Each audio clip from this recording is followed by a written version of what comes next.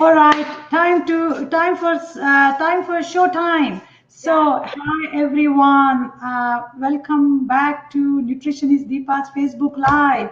I am bringing you a big loaf of buckwheat sourdough bread. That's what I have on our plate to chew on today. And to help me do that, I have Elyse from Bee Feed Me. Elyse, welcome to our Facebook Live. Hello, I'm so excited to be here. Thank you for having me. Okay, Elyse. So before I go on, Elyse, tell us who you are, what you do, and what we are going to cook today. Okay, absolutely. So, my name is Elyse, and before 2020, I was building my own catering company and working to make little events. I would love to one day put on big festivals that bring people together with the hopes of getting you to eat more vegetables. Then with 2020, I was no longer able to put on my events or bring people together. So I turned my cookbook into a podcast where I would love to encourage you to eat more veggies, stay hydrated, and move your body.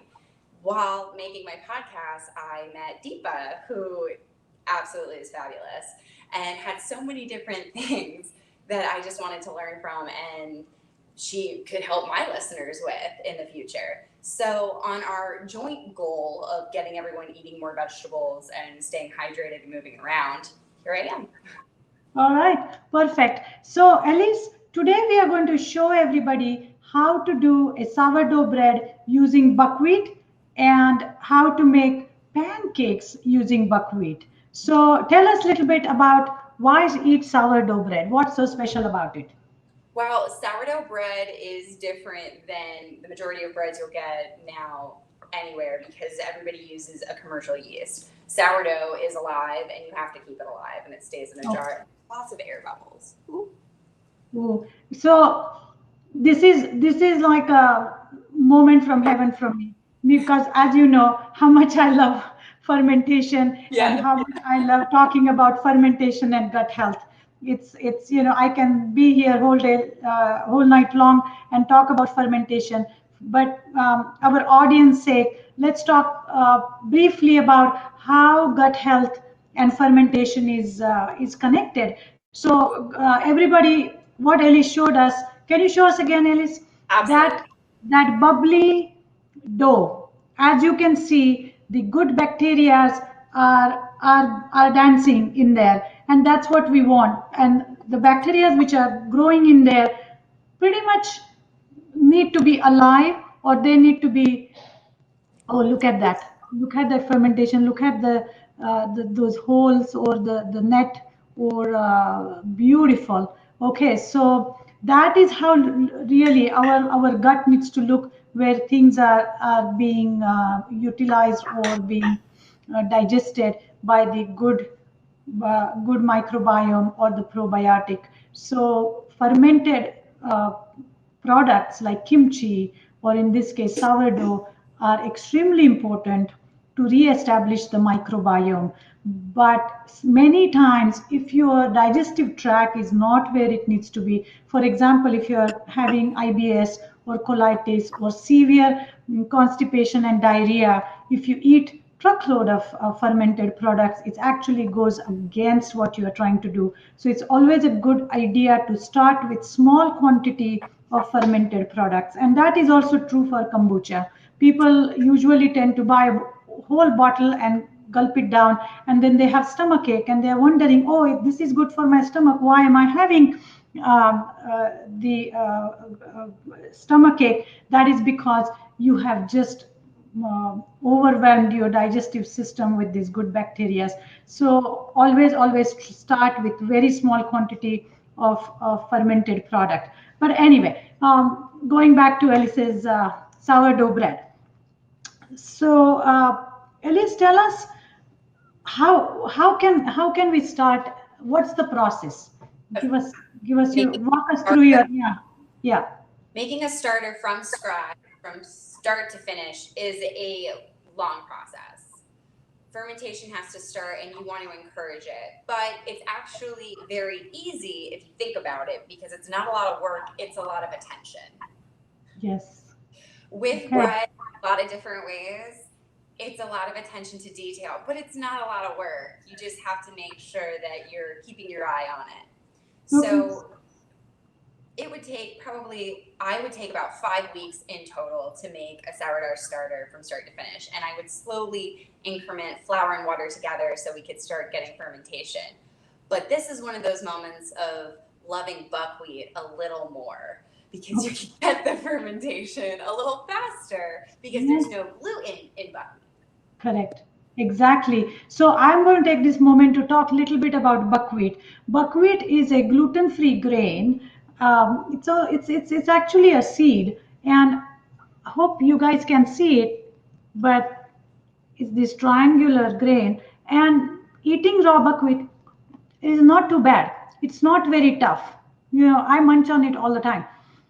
But it is very high in fiber, high in protein. But believe it or not, buckwheat helps strengthen the arteries. Okay. So that's the most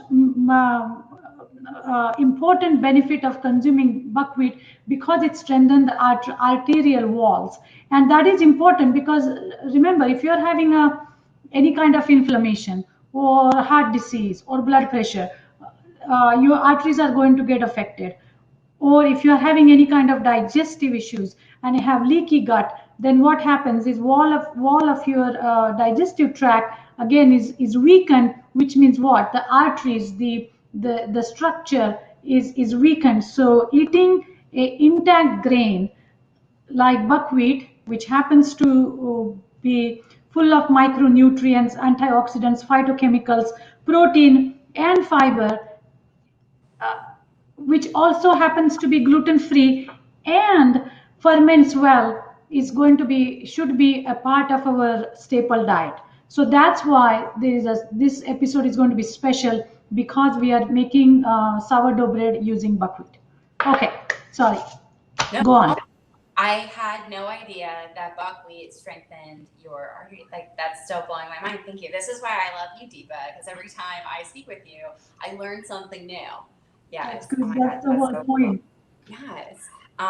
For our gluten-free people, though, just because it's really an easy flour to work with, and it's something that you can have on hand all the time, I did make a quick pancake, which, here, I'll just put this up on the screen real fast, and we'll make sure to get this to you later. But sure. It's really just... Okay, so for my podcast listeners, she's showing us, Elyse is showing us a recipe with 3/4 cup of buckwheat flour and 1 cup of plant-based milk, and you just allow it to sit for 15 minutes or overnight, and just like how you make pancake, just turn it into just crepes or pancakes, and really that's all to it. What's great about the buckwheat crepe as well is that it comes together very fast and it cooks very quickly. So if you struggle and have tried to make crepes in the past and it hasn't really gone well for you, I usually tell people to try this. It's a great savory crepe. It's really easy to add spices with. I love just putting chives with it and eating it with butter. Absolutely. Now, can you open it so that people can see? So when you open this pancake, it's not falling apart. It is pretty... That's a bad rep. A lot of people will say it's really crumbly, but I have never really experienced it as a crumbly material unless it was too dry in the making process. Like, this is a really nice crepe pancake, and if I don't eat it tonight, which I'm definitely eating it tonight, I would eat it tomorrow for breakfast and it would be fine. That's right. And this is an easy way. So if you don't have time to make a sourdough bread, or or don't want to go through the elaborate process of using buckwheat in a bread format, then start making these crepes.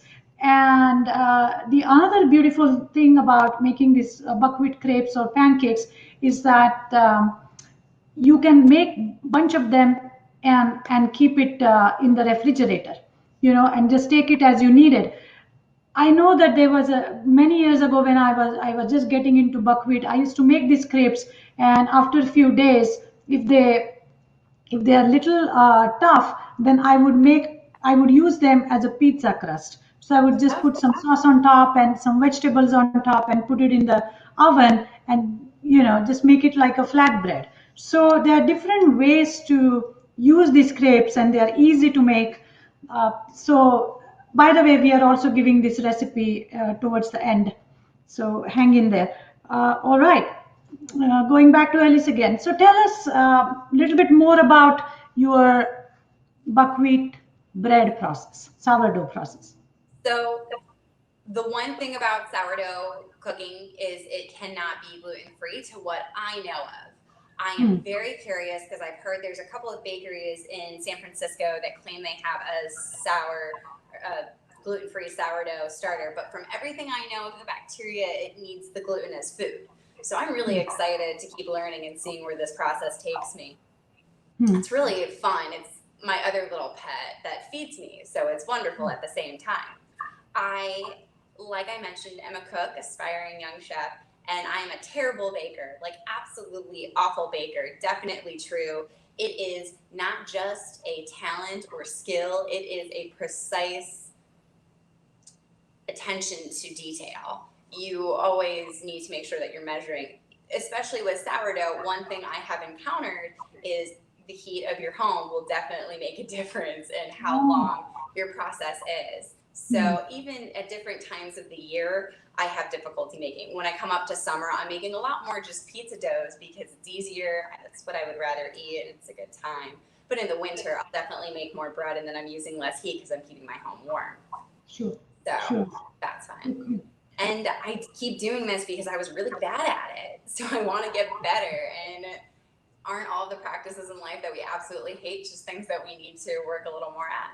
So I was going to make a bread from start to finish, but if we did that, that could take up to 6 hours, and I didn't want to take 6 hours of everybody's time. But again, it's not a lot of work. It's just you need to give it its time to rise and come together. So instead, I pre-made a baby dough. Okay. Tilt the camera, and I'll make a bread.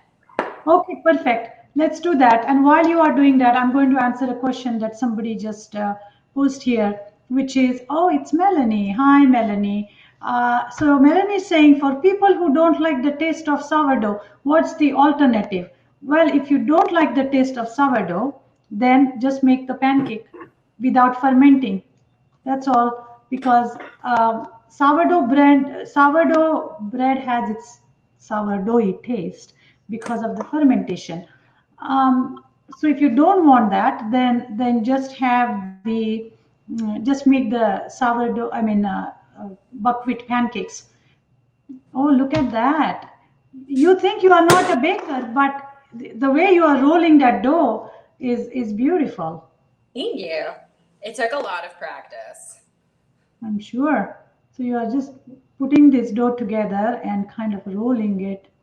I will say one thing about buckwheat dough is that it is much stickier when I'm making it, and it's a much denser dough. It also takes a little more water than if it was just an all-purpose flour dough. You know what I mean? Like a white dough. Yeah. So give it a second to rest.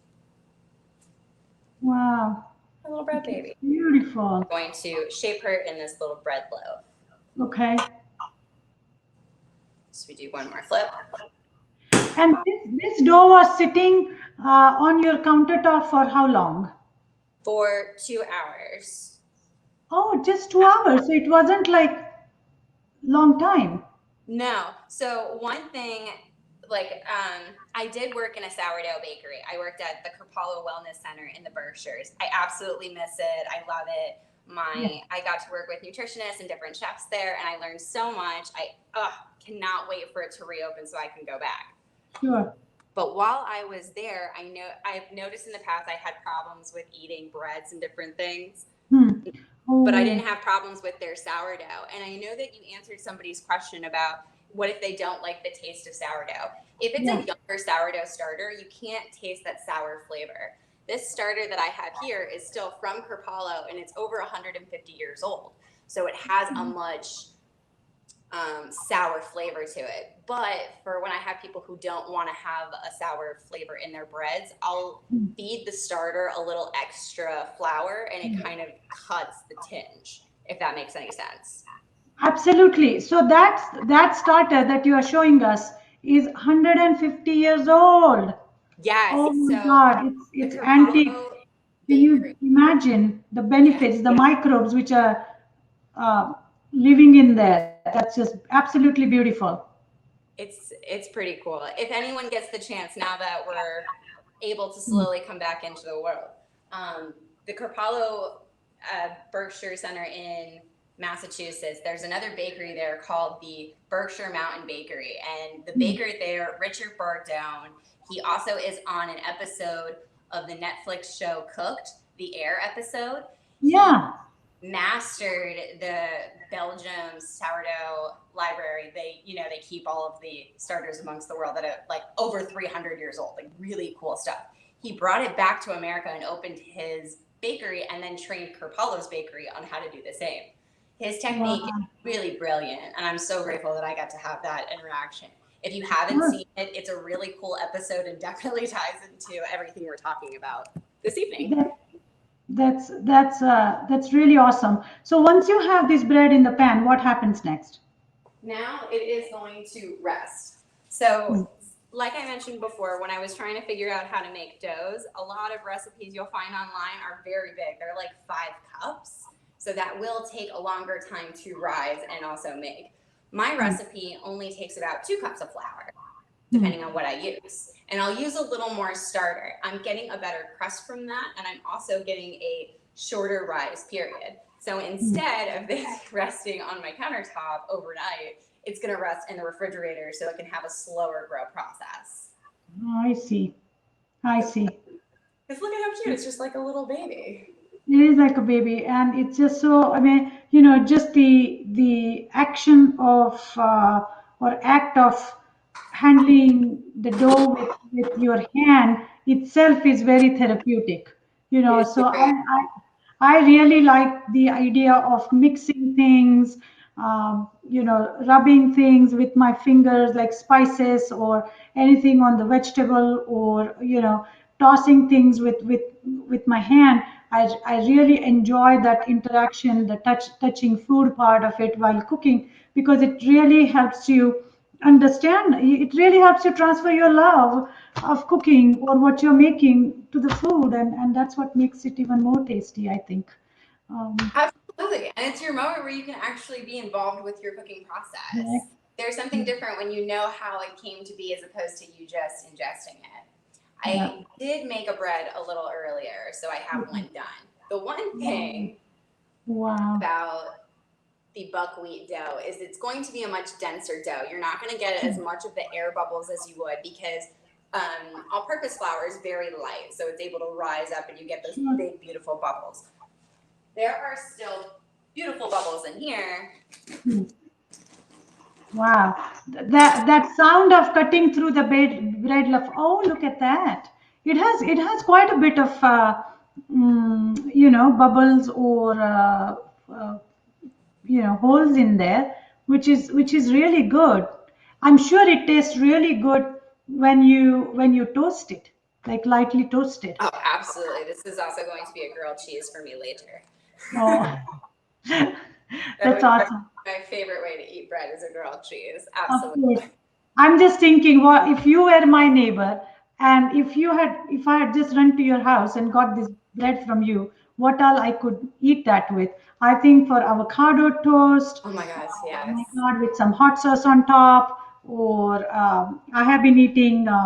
I've been making baba ganoush with eggplant, and this time I'm buying organic eggplants, which I'm baking them, and I'm not removing the skin, because all the nutrients are in skin, and I'm just putting it through the food processor with some tahini, and that is kind of my last 2 weeks addiction, and a nice crusty baba ganoush would go just perfect on a slice of this buckwheat sourdough bread. Have you ever made uh, a sweeter version of it, where you have added maybe raisins or anything like that? Okay. For bread, yes. But what I actually love doing for a sweeter version, and I'm hoping I get to come back to do this with you, is I make sourdough buckwheat pancakes with beets in it, and it is my ultimate tribute to Kripalu as well. They're so pretty. They're great for Valentine's Day, and they stay vegan because everything that's in them is vegetables. Adding cinnamon and cardamom, I feel like I always say that wrong. I said that right? Cardamom. That's a spice. Yes? Yes, yes.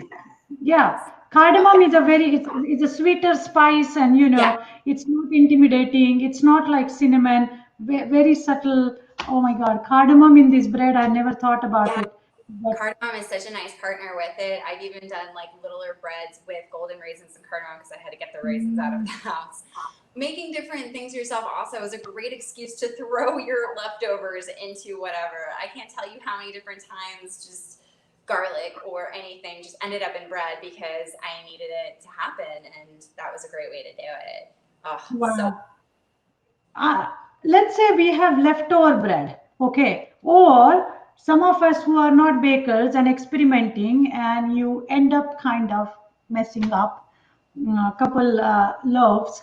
Can you turn those into breadcrumbs or anything like that if you absolutely. mess it up, or if you Oh my, have leftover bread? it's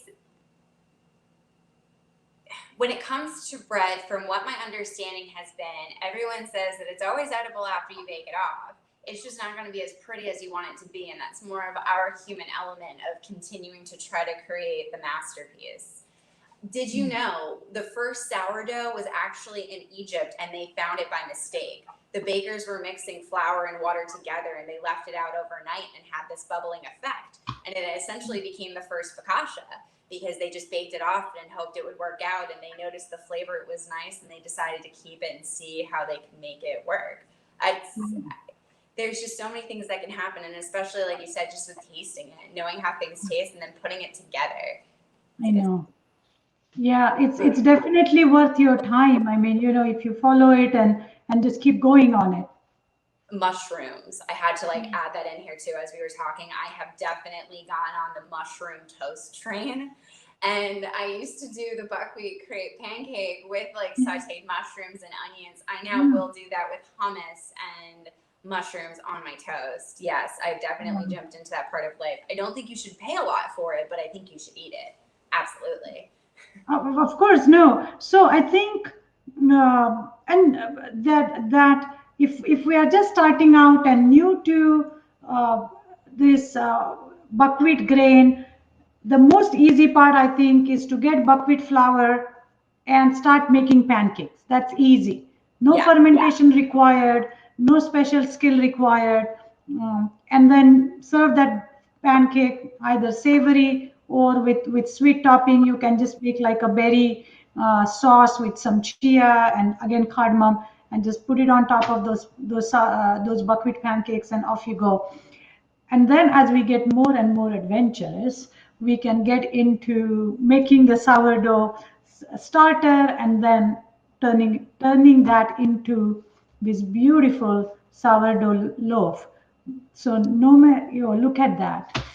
I mean, it definitely has that bread texture. Yes, it will be little dense, but it will be like eating Ezekiel bread or sprouted grain bread. It won't be, or even like a real rye bread.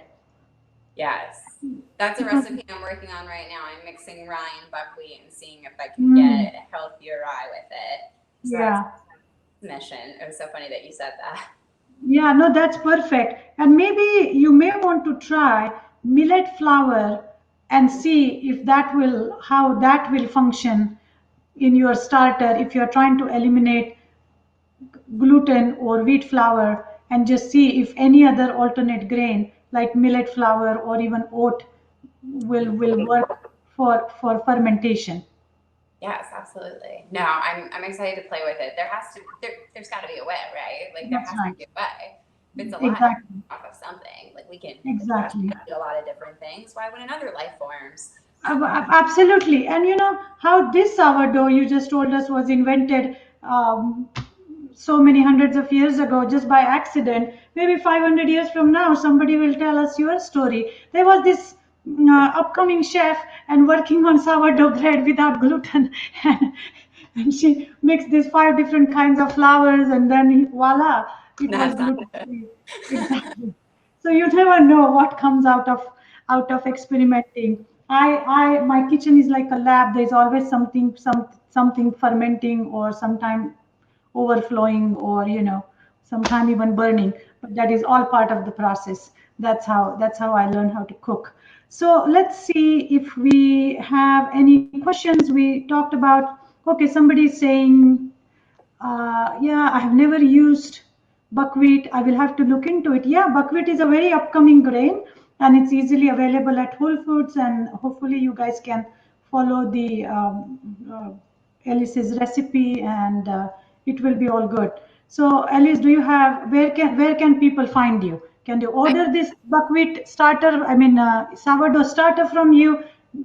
You can't currently technically buy food from me because I am from the great state of New Jersey and I am not allowed to sell food out of my home, and I currently am not working in another kitchen, but I've been having a lot of success and fun with Be Feed Me. So you can just find me on Instagram or wherever you listen to podcasts. I put on weekly podcasts. Every Sunday, I set you up for success in the kitchen with Sunday Success. We go over a hydration station, bulk item to help you get through the week, a dessert that won't hurt, and a breakfast for champions, of course, because you are one. Then once a month, we have a Meatless Monday to just encourage you to keep adding more different variety of vegetables in your life. My first Meatless Monday was a beet risotto. You cannot beat the flavor, true story. Yeah. And then 4 times a year, I bring you my seasonal pantry takeover, which is a week filled with tips, tricks, recipes, and special guests like Deepa. I am so excited to have Magic Mondays with Deepa, and we go over different facts and things that she talks about. I'm so excited to learn more about B12 vitamins next time you're on. We're going to be talking about eating dirt. Sounds like a good one to me. That's right. That's right. So, Elyse, thank you so much for coming on Nutritionist Deepa's Facebook Live and sharing your recipe of making this absolutely nutrient dense, phenomenal looking, tasting buckwheat sourdough bread and pancake. And we will do few more recipes together next time. Maybe you and I can cook from our own kitchens. And today, as you can see, I had just come back from a lunch party and didn't want to get into cooking, but I love cooking, and that's how we connect. So those who are out there, please go in your kitchen, cook something simple, a pancake, a smoothie, what have you. But make sure you focus on nourishing yourself.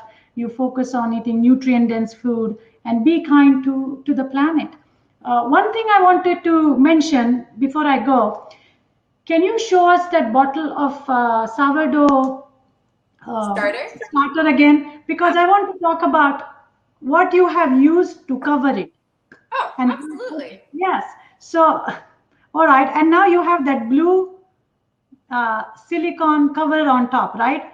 Yes. This usually lives here like this. Perfect. Please stop using plastic wraps and foil and plastic bottles and all that stuff. Our land can take only so much. Let's save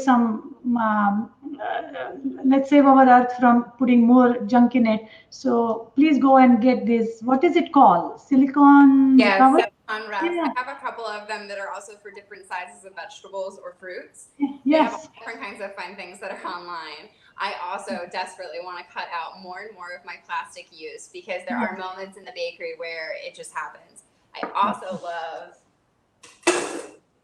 these bowls that my good friend gave me when she moved. They have their own lids, so then you don't have to worry about adding anything. But a towel when you're making breads or any kind of batters is just as good. You don't need the saran wrap. You could just use a towel over it. Yeah, absolutely. So all these things, every step counts.